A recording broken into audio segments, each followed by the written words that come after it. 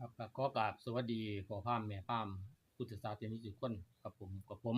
บปสมพงษ์ก็ละเอียดครับผมมื้อนี้ก็สิมาต่อเรื่องบุญบั้งไฟครับมื้อนี้สิเจิมบั้งไฟพาเอาบุญบั้งไฟม่วนๆเจิมบั้งไฟเด้อครับเด้อเออก็ต้องไปเล่นนำกันนะคุณพ่อคุณแม่เด้อหัดไว้ซ้อมไว้เนาะเออ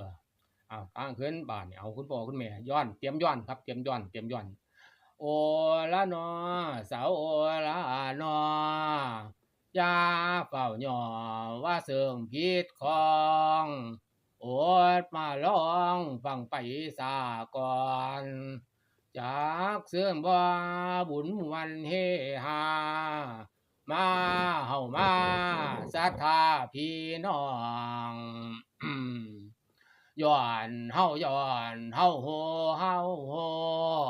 กินเหล้าทั่วน้ำกันสาก่อนป้อนหลายเราจนแขนวันแขนลาบาดนี้คุณพ่อคุณแม่เฮาป้อนจนว่าแขนอ่อนแขนลาเอาเหล้ามาใหญ่กันซะก่อนบาดรุ่นสิได้กินเหล้าโถ่บ่เนาะมื้อสิมันกินเหล้าเอ่อ40เนาะบาดนี้เอาคลิปนี้ว่าซั่นต้องกินเหล้าโถ่ก่อนคลิปหน้าจังกินข้าวหวานเนาะคุณพ่อคุณแม่ฟ้อนงามๆเด้อถ้าผู้ใดฟ้อนบ่งามบ่ได้กินนี่บุญประเวทจักหน่อยบุญหนองพอกนี่ก็บุญไอ้บั้งไฟหนองพอกนี่ผู้ใดฟ้อนบ่งามเขาเจ้าบ่ให้ย่างผ่าตลาดหนองพอกนี่ก็บ่ได้กินเหล้าเด้มื้อนี้ก็สิเอาไว้แค่นี้ก่อนคลิปหน้าก็จังว่ากันใหม่เนาะครับ